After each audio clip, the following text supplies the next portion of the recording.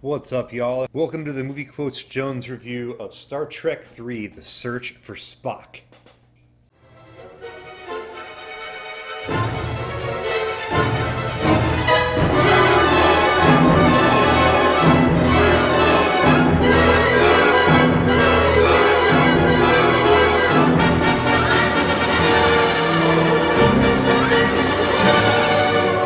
Okay, so I'm making this review to fulfill a promise that I made to a friend, Bert. I hope you enjoy. Now, I'm not overly familiar with this movie. I do have it, but I've only watched, I think, one other time that I can speak of, and I don't remember it well. So let's just quickly blow through the plot. This picks up basically immediately after the events of the epic Star Trek II, The Wrath of Khan. The torpedo that Spock's dead radiated body is shot out of lands on the planet where David Marcus, Kirk's son, is doing Genesis experiments. Now, if you're unfamiliar with Genesis, I can't imagine how that is, but in case you are, it was a device used to terraform otherwise uninhabitable planets into a world that you could live on.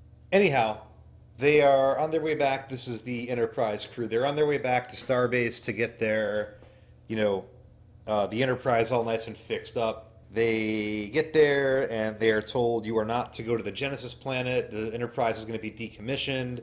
Meanwhile, on the Genesis planet, Kirk's son and Lieutenant Savick, they're on the Genesis planet doing experiments. They find life forms. One of the life forms turns out to be Baby Yoda. I'm sorry, Baby Spock. Baby Spock. And Spock appears as a young Japanese boy? Okay. Meanwhile, up in space, the Klingons, and this particular group of Klingons is led by Christopher Lloyd, want to get their hands on the Genesis experiment because they see it as a potentially devastating weapon to use against their enemies. They're Klingons, it's basically their job to be pissed. A space crew with a Klingon woman on there who is heavily implied to be Christopher Lloyd's lover or wife or squeeze, what the fuck ever, I don't know. They bought the Genesis information and sent it to Christopher Lloyd. And Christopher Lloyd says, and she responds, and I'm pretty sure by the look on her face you could tell that she knew that she was fixing to die. I don't know about you, but I would have lied my ass off. Here's how it would have went if I were involved.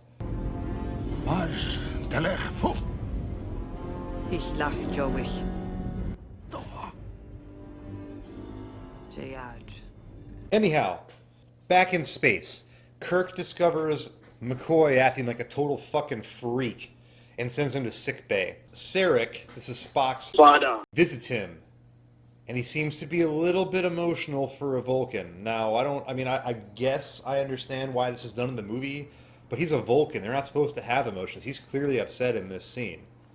But whatever. It is revealed that Spock's eternal soul has been transferred to McCoy, and that they need to reunite the soul with Spock's body on Vulcan because they need Spock in the sequels. I'm pretty sure that's the actual reason why they did it. Kirk decides, in spite of being ordered directly not to take the Enterprise for any reason and not to go to the Genesis plant for any reason, that he's going to say, "To hell with our orders," and hijack the spaceship, but not before going and having a really, really realistic looking action scene on the Excelsior. Can we look at that punch again real fast? Let's just look at it in slow motion here.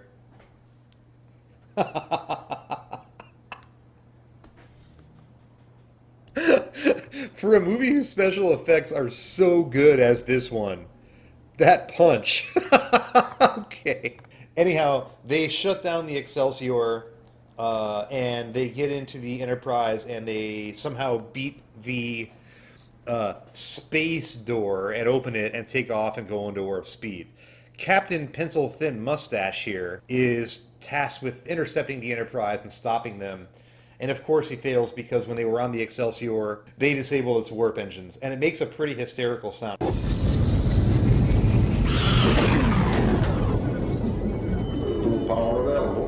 And they're unable to chase him. So off they go to the Genesis planet.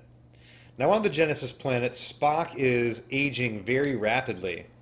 And I guess he's going through like Vulcan puberty. And so Savick says something like, it's actually happening or it's here. And they proceed to do this.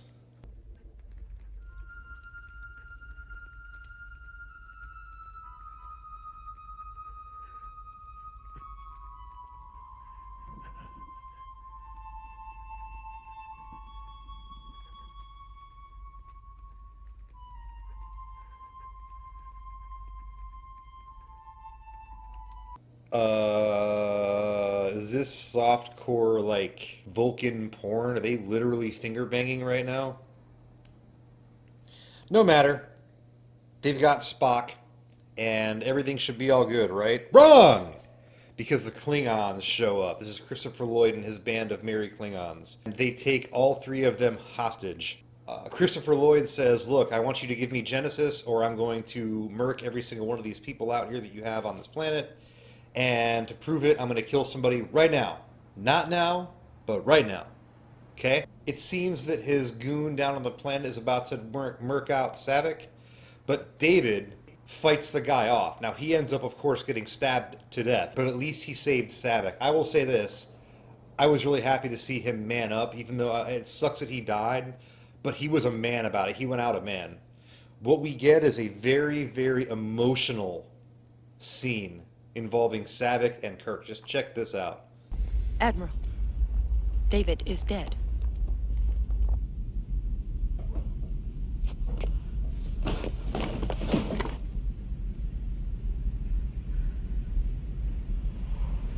Klingon bastard, you've killed my son. Klingon bastard, you've killed my son. Anyhow, over the course of this time on the planet, Spock is getting older, and he's aging rapidly, and he looks very Caucasian, and then he goes back to looking Asian again. He seems to be in great pain, because look at the scream here.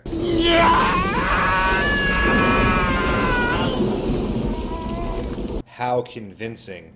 It might be because he changes race every time that he gets like a half a generation older. So this is, I think, the first movie in the Star Trek series where the Enterprise is destroyed on purpose using the self-destruct. I was like, wow, oh shit. And Christopher Lloyd does a pretty nice job of freaking out and trying to get his crew out of there. The Enterprise is destroyed, along with Christopher Lloyd's entire Klingon crew. I don't know if his Klingon dog was on board or not. Let's just say that he wasn't, because I don't like the thought of any dog dying, even a Klingon, nasty, repulsive dog like this. Look at it. Ugh. Ew. Okay. Okay. So we get right to the end of the movie, and what we get is this super intense fight scene between Kirk and Christopher Lloyd. This might be the most anticlimactic fight I have ever seen at the end of the movie. Kirk looks like a complete wuss. But he wins, so, you know, whatever. They end up on Vulcan to transfer Spock's soul from McCoy to Spock. McCoy is told, "The danger to thyself is as grave as the danger to Spock. You must make the choice."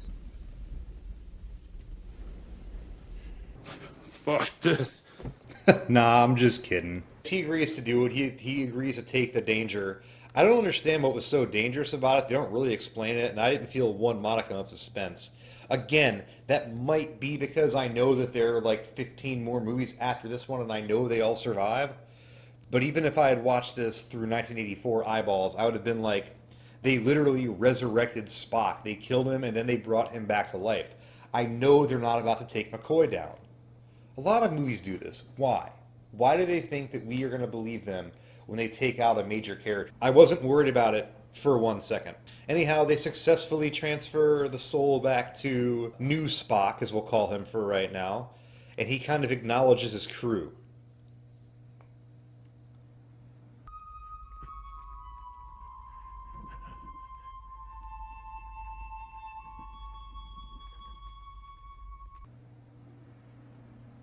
Everybody came out perfectly fine.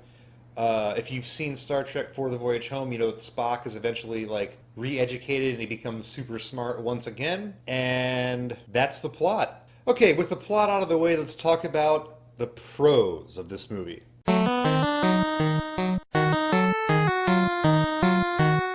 One thing that I think is particularly good are the performances from most of the main crew. I believed basically everybody. McCoy's weirdness at the beginning of this movie, before it's revealed that he's actually harboring Spock's soul, was a little over the top, but it didn't piss me off. It didn't make me be like, oh my god, what am I looking at? It was fine. Most of the performances were good. We have a guy who is the captain of the Excelsior. I don't know if he's actually named. I did look it up, and I couldn't find a definitive answer, so I'm going to call him Captain Pencil Thin Mustache. He was pretty hilarious. We get him like filing his nails like a fucking jerk. If he goes to warp speed, he's going to get a surprise. And on the cast of the Excelsior, we get a young Jose Ferrar. Hooray, I love him. You're gonna be a bad motherfucker. Christopher Lloyd was also really good.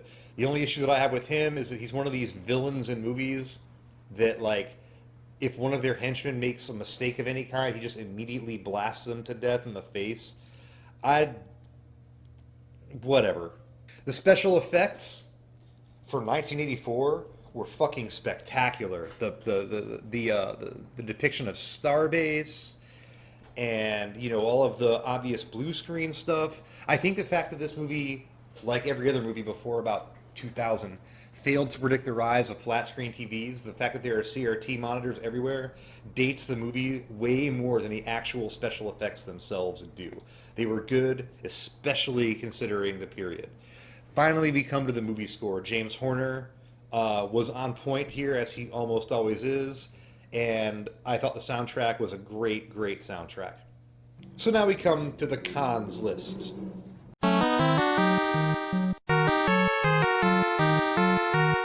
I feel like the plot is really flimsy, and the whole idea of bringing Spock back, look, if 80 sequels taught us nothing else, it's don't kill your main dude in the second movie of the series. The same thing happened in the Hellraiser franchise, and they had to figure out some contrived-ass mechanism by which to bring Pinhead back, right?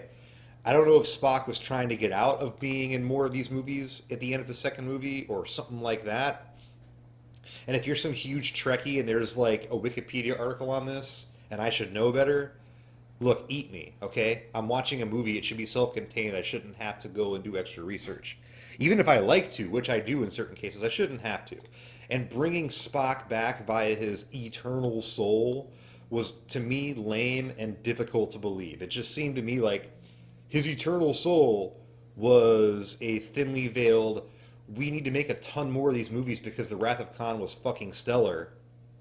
No pun intended. And we need Spock to be in these movies. So his eternal soul is now in McCoy. William Shatner's acting was unbelievably bad. I know this is to be expected, but it's still a con. I felt the entire movie was pretty boring. I never really felt invested, and I never really felt engaged, with the exception of the two moments that I talked about earlier, David's death and the destruction of the Starship Enterprise. So at the end of the day, would I call this movie bad, or would I call it great? The answer to both is no. I would just call it a movie. It was a movie experience.